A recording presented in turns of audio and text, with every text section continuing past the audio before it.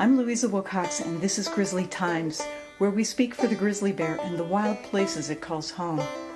We introduce you to scientists, filmmakers, policy experts, and others who share their insights and experience speaking and working on behalf of the bear. At a time of unprecedented human-caused change, grizzlies depend on us more than ever. To learn more about what's happening and how you can help, subscribe to our newsletter at grizzlytimespodcast.org. Well, this is Louisa Wilcox with Grizzly Times, and I'm thrilled to talk today to Tom Mazzarisi, who's been a bear ranger for over 15 years, first in Yellowstone and now in Glacier Park. Tom has had intimate experiences with grizzly bears and wolves and wolverines and other Northern Rockies wildlife, and he's also been in the company of leopards and lions and elephants and wild dogs and more in African parks where Tom and his wife lead naturalist safaris. And today we'll have a chance to dive into these experiences and Tom's reflection on management of two very different landscapes with large charismatic wildlife. And I should say, too, that Tom is not wearing his park hat today, but is rather speaking for himself. So, Tom, welcome. Hi. Thanks, Louisa. It's a pleasure to be here. Yeah. So let's start from the beginning. You grew up in New Jersey, but got interested in grizzly bears at a very young age with your 7th grade science project focused on grizzlies. So what was it that drew you at such a young age to the grizzly bear?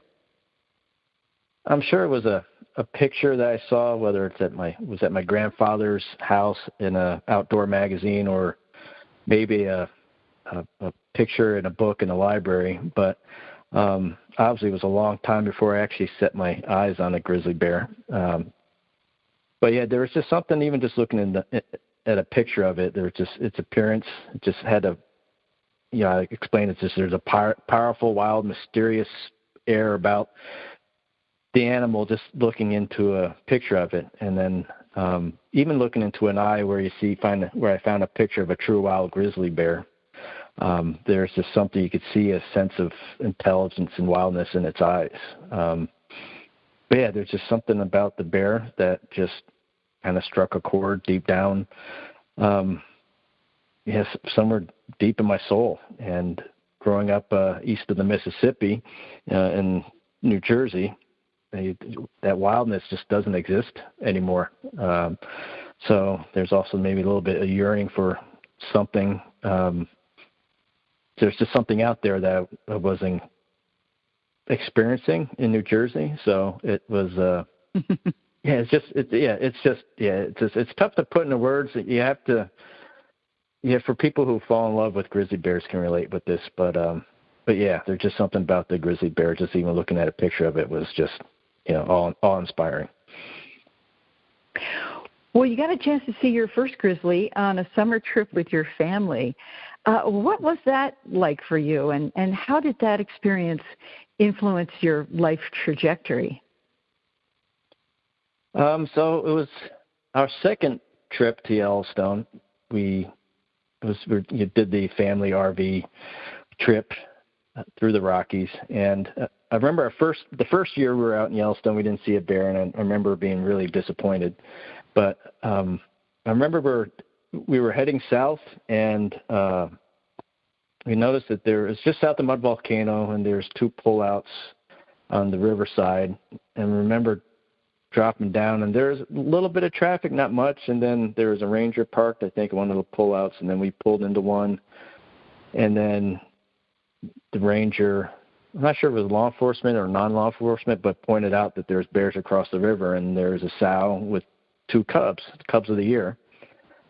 And, that was our first grizzlies. I remember one of the cubs had an obvious injury where it wasn't using its back legs very well, probably a result of a male bear, a boar grizzly bear trying to kill it, but it was keeping up pretty well with its sibling and its mom. And it was like, wow, a dream come true to see a grizzly bear in the wild. It was pretty fascinating. There's so much.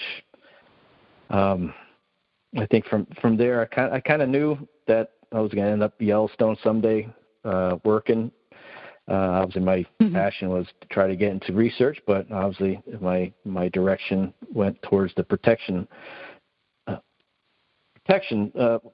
line of work, with working as a ranger and working to protect bears.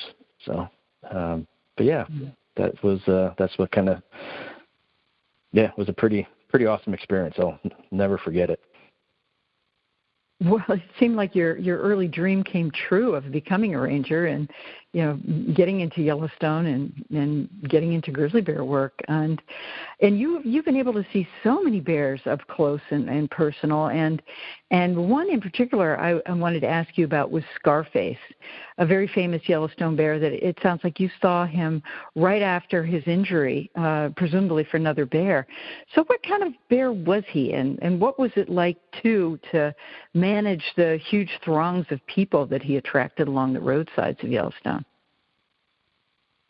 The first time I saw Scarface, was probably soon after he received that wound to the side of his face.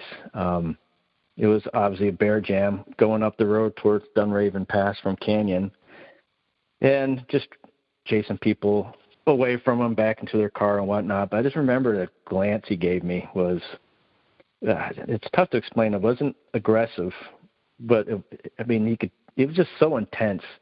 But at the same time, he just showed that, just a genuine tolerance of people and being in close proximity to people. But at the same time, he had an air about him that you didn't want to cross a certain threshold with him, just out of respect for him. Not necessarily you felt like he was going to do something wrong. But yeah, he was he's a great bear. I saw him quite a bit. And he was, I wouldn't say he was a celebrity bear like 399. Every time he would be out, he'd always seem to find good places to show up, or at least there's places for people to park and watch him. But there's one time, I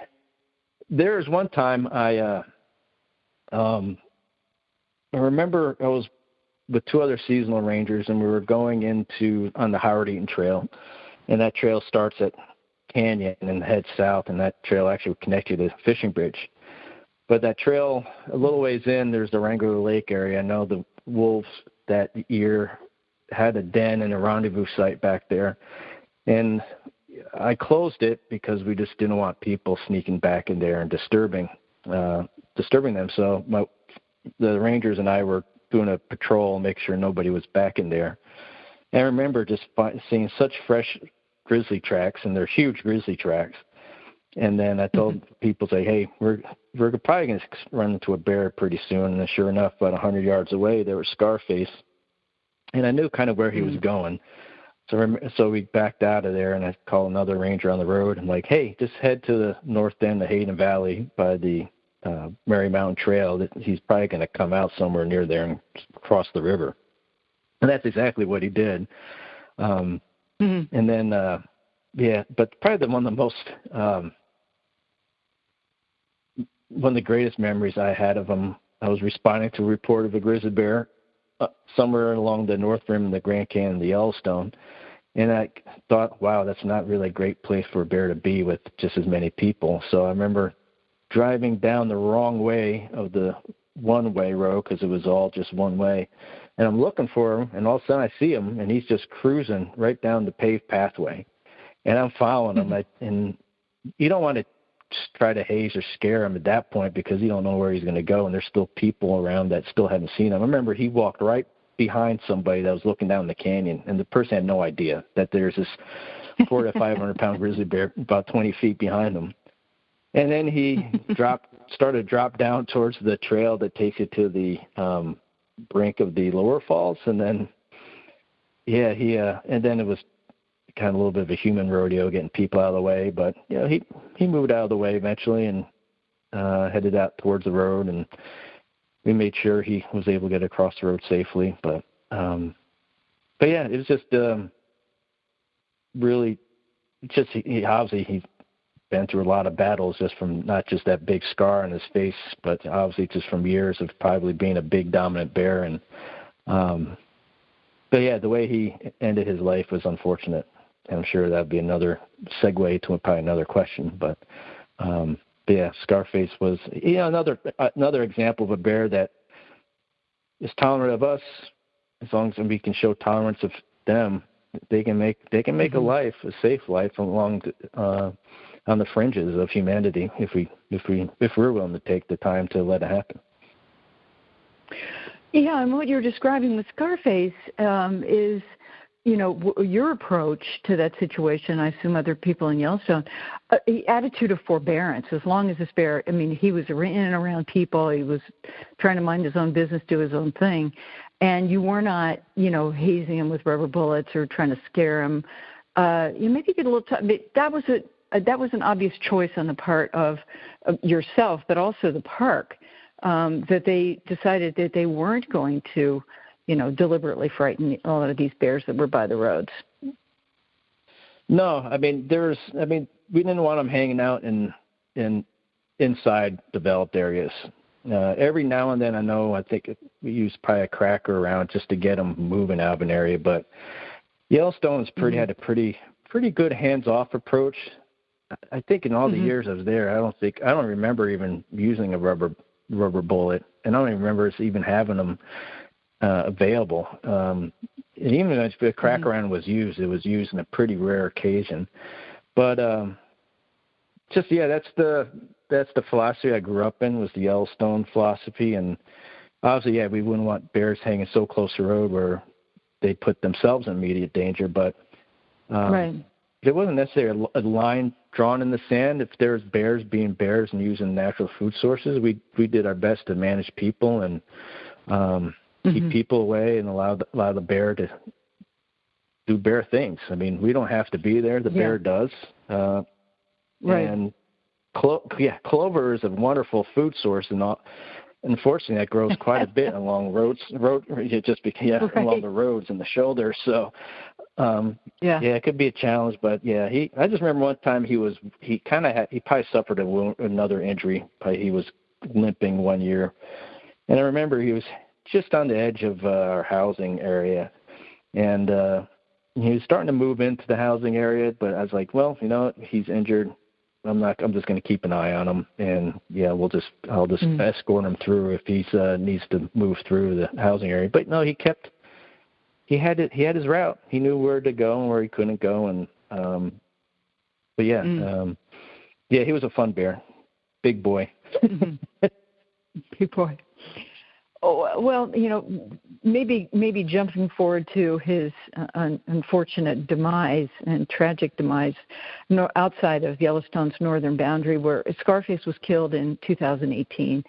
And it was right before the government had made the decision to remove Endangered Species Act protections for Yellowstone grizzlies. And some have suggested that Scarface's death serves as kind of a cautionary tale about what would happen to other lesser-known park bears after delisting. Maybe you could talk a little bit about your view of this. I think it's still pretty murky, the details around exactly what caused that hunter to shoot Scarface. Or I think his official number, was 210. So he was definitely a bear collared and tagged early in the Park Service. But I have no doubt that somebody probably shot him that was just scared. I'm sure that bear was just probably walking through and probably just walking, and somebody freaked out and shot in, quote, self-defense. And regardless of regardless of the Endangered Species Act protection, I think there's this the whole self-defense argument. Essentially during this elk season, hunting season, the fall, essentially is a grizzly season because a lot of bears are being shot in self-defense. And I'm sure there's every now and then there's going to be there's legitimate self-defense, and it's unfortunate, but I just don't buy the fact that with as many bears are being shot in self-defense as people are being a little bit too quick to the trigger. And I think some of the activities that take place out there, I think people putting themselves in in bad positions. I mean, sneaking around the woods is one thing, but making a kill towards the end of the day and knowing you have to go back the next day to get it, even though you left the carcass in a gut pile there, you're just asking for it. And the bear, I bet you most of these instances were probably just bluff charges and probably weren't even really as close as they're saying. But it's just the irrational fears that just lead to an itchy trigger finger. But as far as the Endangered Species Act itself,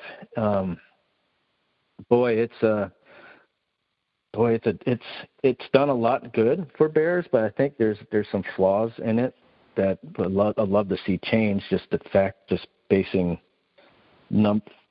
setting a recovery at a minimum number of bears to maintain recovery. I just think that opens up that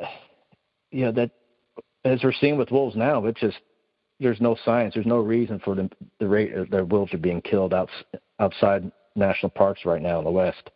There's no reason to level of killing that's going on. And what makes you think that's going to be any different with bears?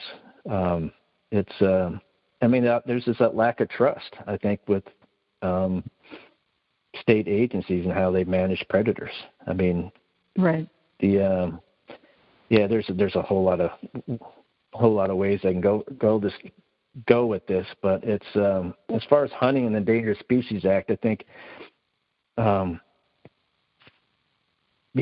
I mean, what they proposed last time when they were proposing hunting, they were going to auction off, what was it? I think like set a quota at about 20 bears, but that's regardless if you had 60 bears killed up to that point, whether it's in self-defense, management actions, poachings. I mean, it's like how do you justify killing more bears when you've essentially already exceeded a quota and you don't in hunting season? There hasn't even been an official hunting season. I hate the argument of, well, hunters pay for conservation. Says, well, that's the system you set up. Give us a different system. It's just really an unfair system, and I think, and they haven't come up with any ideas or remedies to try to raise money from your non-consumptive users of wildlife. It's just kind of sad. I think just hunting in a way. I'm not anti-hunting. Trophy hunting, it's tough to stomach because a lot of people are just going out for a trophy. To me, I think they're not interested in the meat or anything else. They just want the head or the hide. If they have to pack the meat out, they'll pack the meat out. But it's just especially in the lower 48, I just grown up in a time where you just got to enjoy a population of animals that weren't at least sport hunted. And it's just, I know there's a philosophical dilemma with that. It was just something about enjoying a population of animals that weren't subjected to essentially somebody just wanting to shoot them because they want a rug. Tom, let's turn to the topic of poaching. Around Yellowstone, the number of bear deaths being investigated for possible poaching has skyrocketed over the last decade, and deeply troubling incidents are coming to light. In one, hunters in Wyoming shot into a group of grizzlies that had been drawn to the carcass of an elk one of them had killed and left, and they gunned down one of the bears. This after the hunters had watched the bears they had baited from a safe distance for a long time. And a recent story involves a mother grizzly with young cubs that was found riddled with bullets in eastern Idaho. What's your take on why this malicious killing is occurring, and what can be done about it? Well, you're talking about just there's those people that is kind of anti-government. They equate predators to government, maybe because those are the type of people who are going to look at the Endangered Species Act like. Right. It's an attack on maybe rural America, attack on people trying to make their living, that are tied to the land, which, it's not. And then I think the other thing too, as far as the poaching, is just the fear aspect of just that self-defense argument where an animal, you don't need to shoot it. It's but so tough to disprove self-defense. I mean, essentially, you either have to have a witness, video evidence, or just like evidence a bear literally got shot in the butt. And and this is where we're inside the park. It's become so. 2009, the Credit Card Act gave us guns back in the park. It's kind of an interesting, and it just that from the fear self-defense standpoint, I think is especially inside our busy parks. It's amazing we haven't had more incidents, and I attribute that to the wildlife more than the people. But there's just such a gross ignorance of knowledge that people have, and when you talk to people in the backcountry, I mean, you have people that are just, they're almost surprised. They think, oh, you mean there's bears in this trail? I'm like, yes, you're in Glacier National Park, or you're in Yellowstone National Park, you're in Grand Teton National Park. Your chances of potentially seeing a bear are actually pretty good. You know, what have you done to educate yourself to kind of temper those fears? It's and then you get someone to shoot something in self-defense, and then maybe they decide to shoot and shovel it up because they're worried about getting. Who knows? I mean, I think that's the other kind of another aspect of poaching, another motivation for poaching. So, Well, so what can be done about it? I mean, it seems like with Glacier and Yellowstone, you've got huge educational efforts underway, you know, to educate the public about how you behave around these large carnivores and avoid conflicts and the like. And that is only getting you so far, as you said. So what do you do about the poaching that is actually, you know, hampering grizzly bear recovery right now? I think the sad thing is, I don't think anyone really ever knows the level of poaching that's out there. I mean, there's the personnel's not there, the funding's not there. I think to try to even get a handle on it, it's just the agencies, whether it's the Park Service, the Forest Service, state agencies, Fish and Wildlife Service. I mean, there's people out there that feel very strongly about poaching, and actually are out there and want to do the right thing. But boy, you can only do so much with when you have like one Forest Service ranger assigned to hundreds of thousands of acres. Right. You know, there's a lot somebody can get away with. I think there has to be number one, we should try to determine the extent of what poaching there is. And but at the same time, I think some of the best things you can do is preventative instead of trying to sit and wait and catch. I think part of the preventative aspect is having more of a presence. You got to build up relationships with the communities. I mean, even the people that you don't agree with, because ultimately the people you catch, the shoot, shovel, and shut up thing just doesn't work, because the shut up thing doesn't work for a lot of folks. There's going to be bragging somewhere. I mean, someone's going to tell somebody what they did.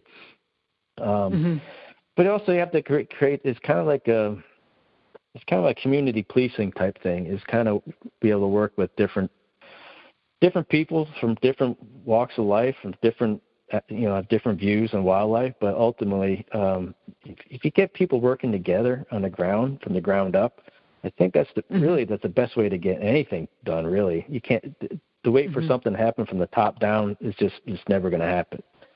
It's definitely have to work from the bottom up, and that's just working with your people who are out there in the woods, hunting for the right reasons. Taking all the steps that are true hunters, true sportsmen. It's not that are out there in the woods, because they're the ones that are going to be seeing a lot of things. And then obviously just us, whether in law enforcement, whatever agency it is trying to get out there too, and at least have a presence and show you have a presence, and maybe kind of prevent some things from happening. But it's tough. I mean, you look around the world at the extent that animals are disappearing, and I mean, ultimately it's habitat loss. Habitat's really ultimately is the big key, but you can see what's happened with, it still happens around the world with the illegal wildlife trade. Right. And with the weapons of the killing instruments we have today as opposed to 200 years ago. I mean, heck, we wiped out almost 50 million bison and 50,000 grizzlies with pretty basic basic rifles compared to what's available today. I mean, it's kind of scary. Mm-hmm. I think, I think no one really truly knows the level of poaching that is probably out there. Mm-hmm. Yeah. Yeah, I think it's much more serious than we believe. Just the cases that are actually getting prosecuted are pretty appalling, and there are many other cases that are not. So that's there are are 3 in Wyoming. Mm-hmm. The prosecution and the appetite for prosecution, and then what the outcome, what the punishment would be. And I guess that's ultimately too is the appetite by the states to prosecute. It's not going to help if they're just going to kid people, slap on the wrist for poaching a female grizzly bear. So, but that's a huge aspect of it. Well, maybe on a more positive note, last year you had this amazing experience after picking up a little teddy bear that was melting out of a snowbank. Maybe you could share the story of how you helped reunite that teddy bear with its owner. Well, actually, I was off that day, so I wasn't actually working the day it was reunited. But what led to it, so a few days before the bear was reunited with the family, I was monitoring a grizzly bear and a yearling cub and another big male grizzly bear that were creating a little traffic in this area called the Pecan Pass Trailhead. And then all of a sudden, the big boar came down to the trail, and then decided to go up the trail, kind of move some people away. But then he started walking up the trail, and I knew it was that time of the day. It was towards the end of the day. You're going to have people coming off the trail. So essentially, it kind of followed this big boar. He was probably 100 feet in front of me, but I was trying to keep him in view and then kind of keep an eye for people coming down. I mean, you can't haze a bear in that instant because only if you haze it, he's going to start running down the trail towards who knows what. And every time you see someone coming down, I'd be like, hey, you know what? It's okay. Bears just walk on the trail, just move off, and he'll move by you. So I did that for a while to get him to that bear to safety, and then all of a sudden that sow and cub were coming up the trail, and then I was escorting a group of 6 people down. So we kind of moved off the trail, had a pretty fun viewing opportunity with her until she was able to move around us and get past us. And then finding out from people that were hiking, there was also other bear sightings further up the trail. So what I ended up doing, I had to close that trail just because of the amount of bear activity. And so on my days off, there was rangers that were on the trail patrolling it to see if the bear activity is still high, or if not, they would open it. But the vehicle that I kept the teddy bear in, one of the other rangers was using it that day, and she parked it at the trailhead, and then it was friends of the family that pulled by that trailhead. I think they were planning to hike, but then they saw the teddy bear on the dash of my patrol car. And the rangers that were working that day did a lot of work to get that bear out of the vehicle and back to the family. But so essentially it was really, I found it because of bears, because I was up kind of removed some bear closure signs, and then essentially that bear was found again by the family because of essentially bears and a bear closure sign. So it was it's a kind of serendipitous in a way, but it was really a fun little story. So who was its owner? Her name is Naomi. And then the family, or the Pascals, they live in Jackson Hole, and so Naomi, they adopted Naomi from Ethiopia, and the first thing Naomi got was this teddy bear, even before she actually got to meet her parents. So, and this Naomi, this teddy bear has really traveled with her everywhere, wherever the family has gone.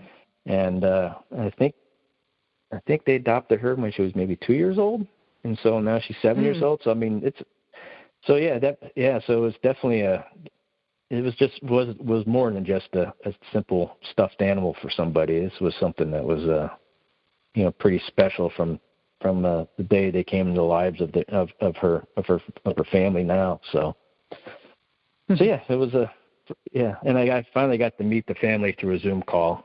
Oh, you did? Oh, fun. I did. Yeah, a couple weeks after they got the bear back. So, but yeah, it was a fun story. A nice heartwarming I mean, story. Did you have any? Yeah, it is so heartwarming. Did you have any sense when you saw this little teddy bear melting out of the snowbank and picked it up and stuck it in your dash that it might get reunited, or was it just kind of like an idle thing where you just picked it up and put it there? I just didn't want the bear to end up in the trash, so I just, there was just definitely just something. It was like, boy, it was so weathered. I figured it had a feeling that it had been out there for a long time, even though it was just off the trail. So I just didn't really even occur to me that somebody was really even looking for it. So yeah, and I don't know. I wasn't surprised that it was found, but at the same time, I was like, this what a great little mascot for a ranger vehicle. It was a good a conversation starter too, when I'd just be out and about managing bear jams or whatnot, or somebody just sees it and just to start a conversation of how it came to be in my truck. Right. That's great. Yeah, but I wanted to go back too about when you talk about what drew me to grizzlies and kind of how I kind of came in to know about grizzlies. I want to mention that Frank and John Craighead. I mean, my first science project probably was all because of all the research I was able to dig up that they did. Yeah, and obviously they were probably a big influence on my life as far as wanting to, with my interest in just biology and wildlife biology and environmentalism, and then grizzly bears, and then the Yellowstone grizzly bears. It just seemed to be just a little extra wow. Not only being a grizzly bear, but being a Yellowstone grizzly. And I'm not sure if you remember the story. I remember there's a Life magazine article, and I remember there's a big picture of a roaring grizzly bear on it. I wouldn't be surprised if it was actually Bart the bear in his young days. I don't know. But yeah, I know it touched on the Swiss woman that was killed in the Yellowstone backcountry, and then another person that was killed outside Yellowstone by a bear, I think the following year. But the article, it was nice. They didn't sensationalize the killing. They talked more about the plight of grizzly bears and Yellowstone grizzlies. And but yeah, I think, and then I remember even writing the Superintendent Barbie back then. I remember I think I was probably 11 years old or 12 years old, and I said, hey, she was hiking alone. You shouldn't kill the bear, but and then I remember him writing back and and just explaining. And anytime I asked for bear research or stuff, they always sent stuff. But I actually got to meet Superintendent Barbie, I think 2012 or 11. And I told him, say, hey, because of you and because of the effort you took to just respond to a kid's letter, kind of made me want to become a ranger, or at least wanted me to kind of work in Yellowstone and work with wildlife, or do whatever I could do to protect the park and wildlife. So you just never know the influence you might have on somebody. And I thanked him for that. That was pretty. He didn't have to do that, and especially nowadays, probably most people in his position don't even have the time to even consider that. So. But what you said is so important, that actually, the simple act of responding on the part of Superintendent of Yellowstone to an 11-year-old kid's question, it can be transformative, as you were describing in terms of your life and your trajectory. And I think we lose track of we want management to be much more effective on a global level, but then what it really gets down to is these personal influences, these personal connections. And, whether it's with a teddy bear or, in your case with managing grizzly bears, that one person can have a huge, huge impact on another's life. Let's get back to, you were just talking about managing people on the trail, and you're in Glacier, and a lot of people were on this trail. And since COVID, park use has exploded. And no surprise to you, but in places like Glacier and Yellowstone, there are just throngs of people who are hungry for a taste of the wild and just want to get outside and are showing up in places like Yellowstone. How are you coping with the throngs of visitors coming to the parks? It's challenging. I think it's a welcome challenge. I mean, you do have to remember the vast majority of the people are there doing it right, obeying the laws, respecting wildlife, respecting nature. But there's always going to be those that don't, whether they do it intentionally or unintentionally. I think the big thing is we do our best to try to educate visitors about the do's and don'ts of being in the park. But it's almost impossible nowadays. I mean, but at the same time, there's also no excuse for people not to take some responsibility to learn about the areas they're going. I mean, there's so much information at our fingertips. It's not like 40 years ago where people if you wanted to learn about Yellowstone, you had to go to a library and take out books and actually have a little bit more effort to learn.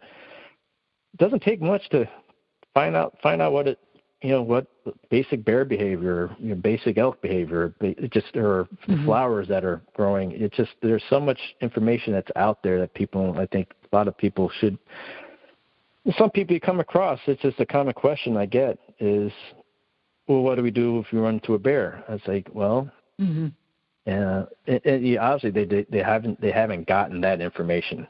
Whether they tried to and couldn't find it, or they just didn't take the effort, and somehow they made it to the trailhead without probably even opening their park newspaper, if they even got a park newspaper. So a big thing that I do is education. So I would talk to people, says, hey, this is what to expect. And in some of the trails in Glacier, because you obviously get those bears that become so tolerant, they're forced to become tolerant of people because they have to do what they need to do to survive. But it's one of the big things I kind of try to tell people, especially with the fact that more and more people are carrying guns in the parks. Like, if a bear's walking down the trail, it's not a time to panic. It's not the bear's not acting aggressive. It's just walking. And I would try to tell people, say, okay, this is what kind of an aggressive bear would do. This is what a non-aggressive bear would do. This is what essentially an indifferent bear would do. And you just try to educate people just to kind of ease their fears. And then sometimes you get people who are so afraid. And I get to a point, so listen, if you're that nervous about seeing a bear on a trail, it's probably you shouldn't be hiking this trail. Right. But I also tell people, listen, I've been spending my career, my life, a good chunk of more than half my life in grizzly bear country.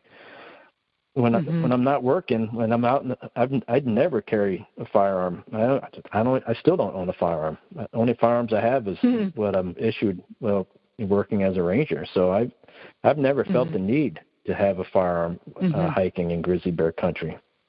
And so the big thing is try to ease people's fears as far as what to do with bears. It's just educate them, show how, like, hey, it's awesome if you do get a chance to see a bear, and try to teach them to kind of do the right thing when they're out there when they encounter a bear.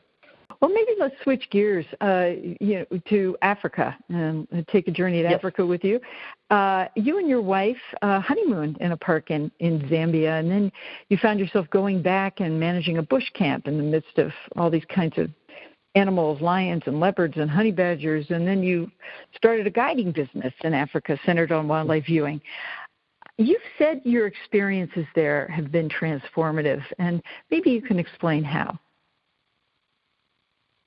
I think somebody who's really a big pastime is just enjoying the opportunity just to watch animals in their natural environment.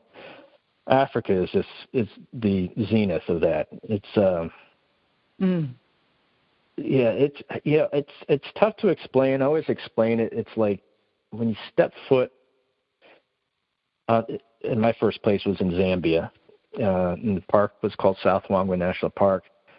But it's a weird feeling. It's like deep down in our genetic makeup. It's like we almost know this is where we evolved as a species. It's like some familiarity with the area is just it's something just intangible, innate that you feel when you step foot into the bush.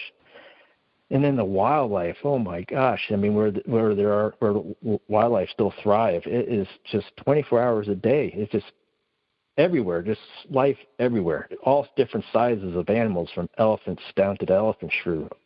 Hundreds of different species of birds. It's intoxicating, and then obviously being in the parks, they're not crowded by any means like an American park. I mean, that was just a breath of fresh air. Just be able to be at a nice wildlife sighting and maybe have 2 or 3 other game viewing vehicles there, not a line of cars that's going to last for hours. But it's just phenomenal. I mean, it's just seeing all these animals for the first time. I think obviously there's always, no matter what animal you see for the first time, there's always a sense of excitement with it.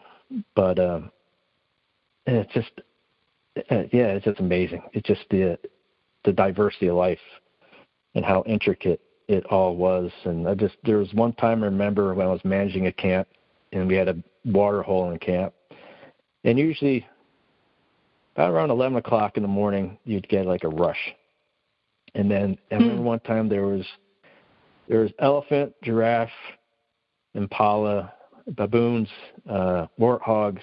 I think there was even zebra. I think kudu.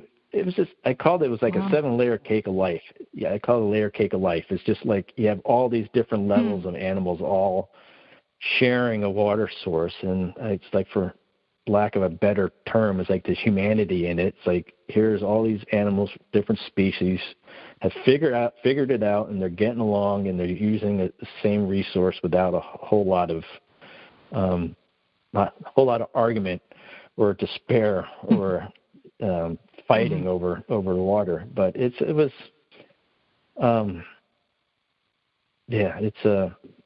was pretty special. And then obviously just the aspect of how parks in general are managed, the protected areas that are managed. A lot of it relies on guides only. They kind of at least control people for their safety and for wildlife safety, and try to prevent a disruption to wildlife as much as possible. Now, do you think that has potentially that approach of relying on guiding services as a way to enter the parks? Is that something that you think the Park Service here could look at? I think, I mean, they have to look at different solutions, and unfortunately, with as heavy the parks are used, I mean, we're going to have to give up some of the independence that we've come to enjoy parks. I think guiding would be one way of doing it. More guiding and less independent use of the park potentially. I think if I had a crystal ball, I mean, I looked at it this way. I remember talking about how can we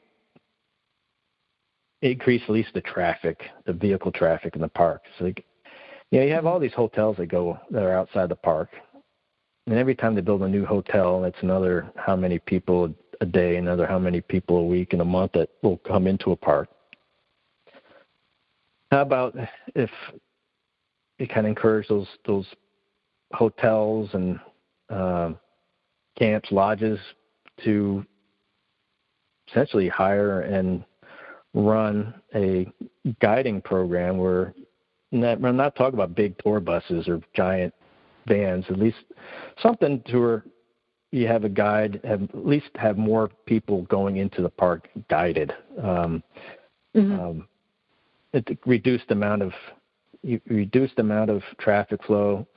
Maybe have more people with somebody who's educated about being in bear country or being in the woods or being in whatever park it is. You have at least a little bit more of a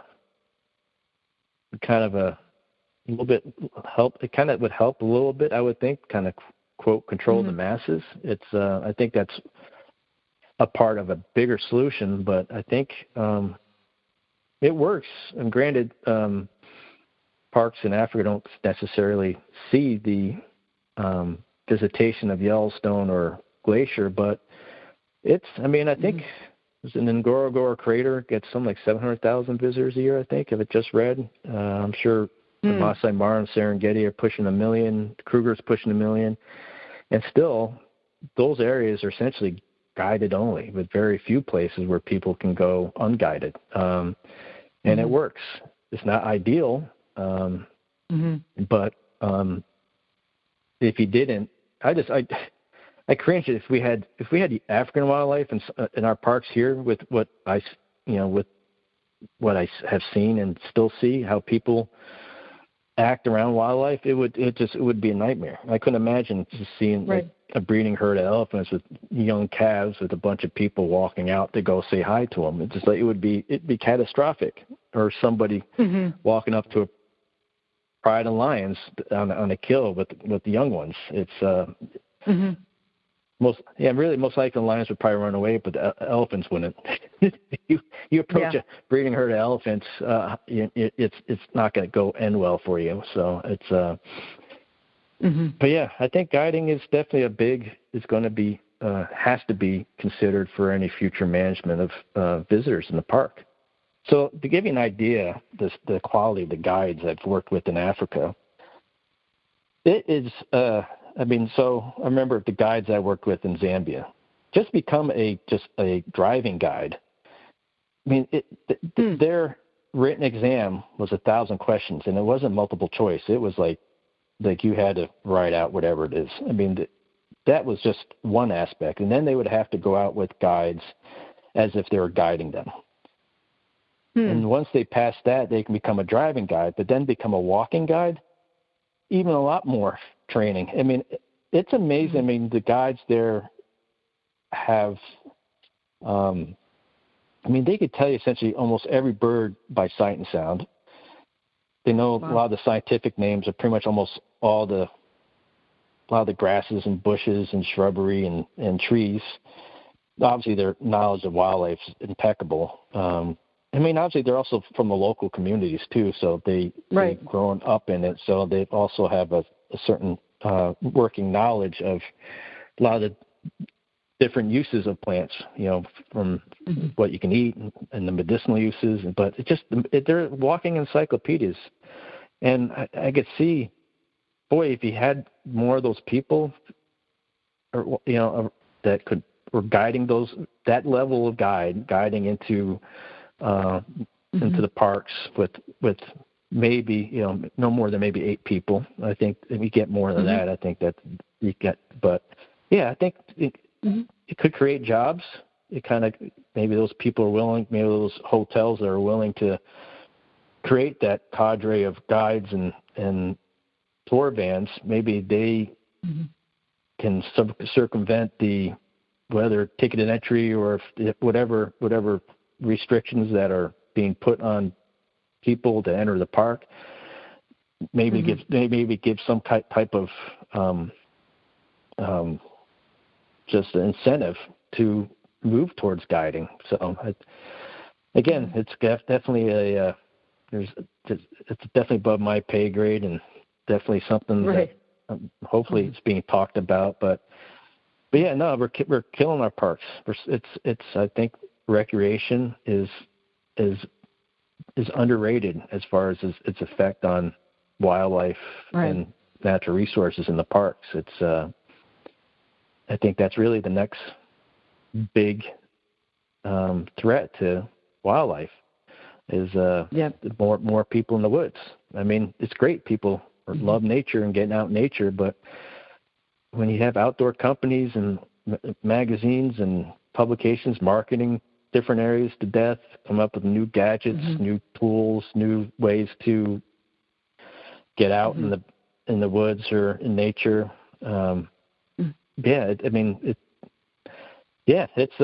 It's challenging. I mean, it's tough to tell somebody you can't go into the woods. Right. It's easier to tell. I mean, it's how do we educate people at least to recreate more appropriately? Well, thank you, Tom. This is Louisa Wilcox with Grizzly Times, and we're here talking today with Tom Mazzarisi. Thank you so much. If you want to learn more about the grizzly and what you can do to help, subscribe to our newsletter at grizzlytimespodcast.org. And if you can, give us a review.